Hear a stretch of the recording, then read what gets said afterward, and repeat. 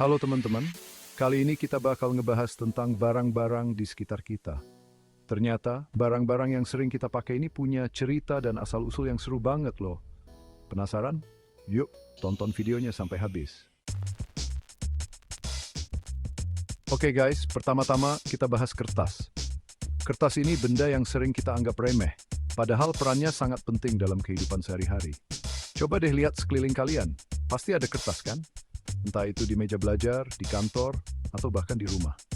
Nah, kertas ini ternyata udah ada sejak abad kedua Masehi loh. Keren banget kan? Bayangin, dari zaman dulu sampai sekarang, kertas tetap eksis dan terus digunakan. Bayangin aja, zaman dulu belum ada mesin cetak, apalagi pabrik kertas kayak sekarang. Semua dilakukan dengan tangan, satu persatu. Jadi, kertas ini dibikin satu-satu pakai tangan dari serat tumbuhan dan kulit kayu. Pasti susah banget ya, prosesnya panjang dan butuh ketelitian tinggi. Nah, kertas ini pertama kali ditemukan di Tiongkok. Orang-orang Tiongkok zaman dulu memang terkenal dengan inovasi dan kreativitas mereka. Orang-orang Tiongkok zaman dulu emang terkenal pintar dan kreatif. Mereka menemukan cara untuk membuat kertas yang lebih efisien dan tahan lama. Mereka bikin kertas ini buat nulis, gambar, bahkan buat bikin uang kertas juga. Bayangkan, tanpa kertas mungkin kita masih menggunakan batu atau kulit binatang untuk menulis. Kertas ini terus berkembang, sampai akhirnya jadi kertas HVS yang kita pakai buat nulis tugas kuliah yang menumpuk itu. Hahaha.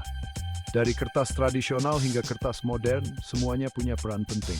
Ngomong-ngomong soal tugas kuliah, kertas ini juga jadi saksi bisu perjuangan kita dapetin nilai bagus dari dosen killer, ya nggak? Setiap lembar kertas punya cerita perjuangan kita. Ada yang kertasnya penuh sama rumus matematika yang bikin pusing 7 keliling. Ada juga yang penuh sama catatan sejarah yang panjangnya minta ampun. Setiap catatan punya cerita dan perjuangannya sendiri. Tapi ya gitu deh, suka duka sama kertas ini udah kayak teman sendiri. Dari SD sampai kuliah, kertas selalu nemenin kita belajar dan berkarya. Dari SD sampai kuliah, selalu nemenin kita belajar dan berkarya. Kertas adalah saksi bisu dari setiap langkah pendidikan kita. Salut deh buat penemu kertas. Hidup kita jadi lebih gampang berkat kertas. Bayangkan tanpa kertas, mungkin kita tidak bisa mencatat ide brilian atau menyimpan kenangan berharga. Lanjut guys, sekarang kita bahas bola lampu. Nah, kalau ini sih pasti udah pada tahu lah ya. Bola lampu ini penemuan yang penting banget dalam sejarah manusia. Bayangin aja, sebelum ada bola lampu, orang-orang cuma pakai api atau lilin buat ngasih terang di malam hari. Tapi, semua berubah di tahun 1879 ketika Thomas Alva Edison berhasil menemukan bola lampu pijar yang praktis dan bisa nyala dalam waktu lama. Tapi tunggu dulu.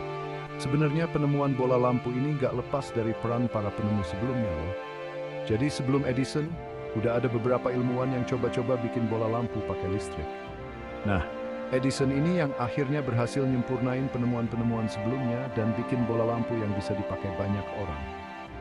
Berkat bola lampu, dunia jadi terang benderang di malam hari. Kita bisa belajar, kerja, nonton drakor, sampai begadang. Hahaha. Gak kebayang deh, kalau sekarang kita masih pakai lilin, pasti ribet banget. Bab 3, cermin, dari ngelihat refleksi sampai selfie cantik.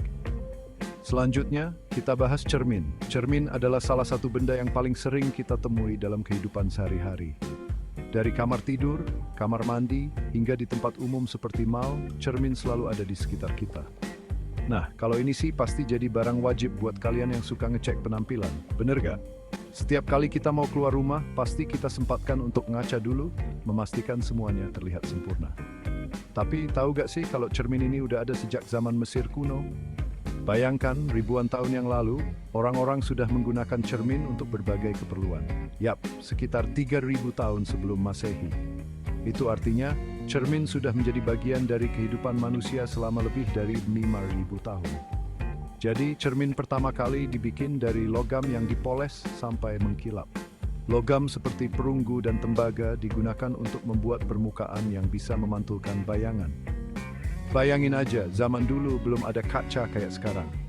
Mereka harus menggunakan teknik yang cukup rumit untuk membuat cermin yang bisa digunakan. Orang-orang Mesir kuno pakai cermin ini buat lihat bayangan diri, dandan, dan juga buat keperluan ibadah.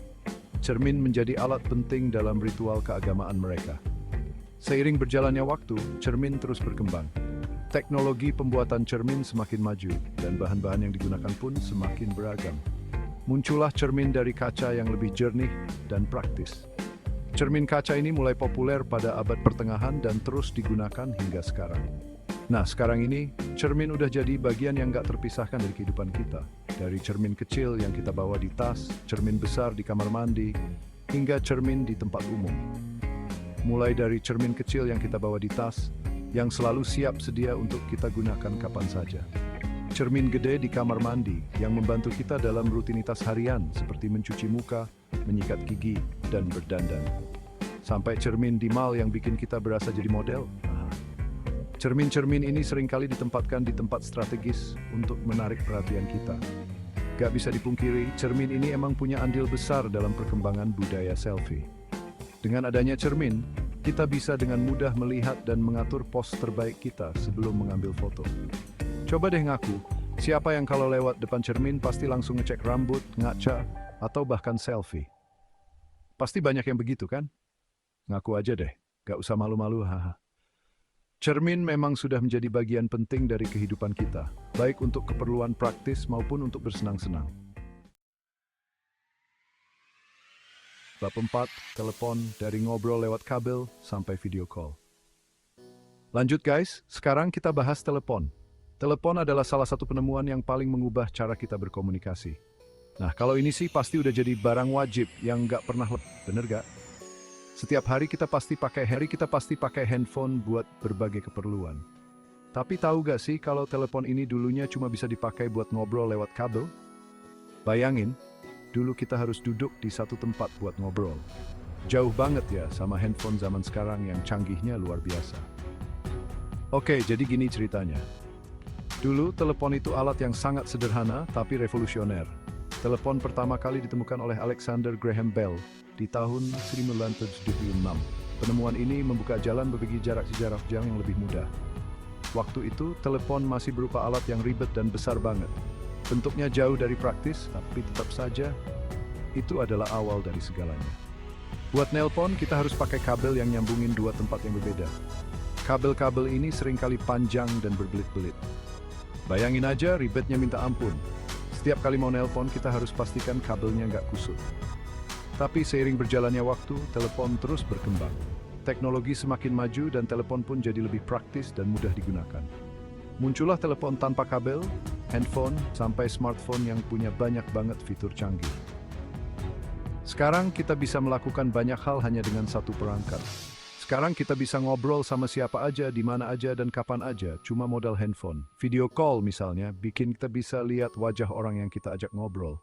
Gak cuma buat ngobrol, handphone juga bisa buat internetan, main game, foto-foto, sampai belanja online. Keren gak tuh? Semua ada di genggaman kita. Salut deh buat para penemu telepon. Hidup kita jadi lebih gampang dan seru berkat telepon. Mereka telah membuka jalan bagi inovasi yang terus berkembang hingga saat ini. Siapa tahu, di masa depan kita bisa berkomunikasi dengan cara yang lebih canggih lagi. Mungkin dengan hologram atau teknologi yang belum kita bayangkan sekarang. Jadi, mari kita hargai setiap langkah perkembangan teknologi ini. Dari ngobrol lewat kabel sampai video call, semua ini adalah bagian dari perjalanan panjang inovasi manusia. Dame Tunting, GD, besi gumilbayo trip perhombes sempat deteng dia demi depuration sorti. Telepon. Bab 5. Komputer dari mesin hitung raksasa sampai laptop tipis meresahkan dompet. Nah, yang terakhir kita bahas komputer. Ini dia nih, bintang utamanya teknologi yang udah mengubah peradaban manusia. Coba dibayangin, dari mesin tik jadul kita sekarang punya komputer yang bisa ngelakuin apa aja. Hebat nggak tuh? Tapi tahu nggak sih kalau komputer pertama kali dibikin besar banget? Serius deh, kayak lemari baju gitu. Komputer pertama ini namanya ENIAC. Dibikin pas Perang Dunia II buat ngitung jalur peluru. Canggih sih, tapi makan tempat banget. Untungnya, seiring waktu, komputer terus berkembang jadi lebih kecil, lebih canggih, dan lebih gampang dipakai. Dari komputer desktop yang besar banget, muncullah laptop yang tipis dan ringan, sampai smartphone yang muat di kantong. Sekarang komputer udah jadi bagian penting banget di hidup kita. Buat kerja, belajar, hiburan, sampai ngatur duit, semua butuh komputer. Gak kebayang deh kalau sampai sekarang kita masih pakai mesin tik.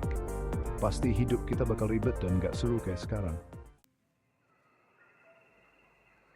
Nah, itu dia tadi beberapa fakta unik dan menarik tentang barang-barang di sekitar kita. Gimana, jadi lebih tahu kan tentang benda-benda yang selama ini nemenin hidup kita? Terima kasih sudah menonton.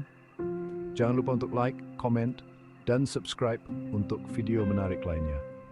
Sampai jumpa di video berikutnya.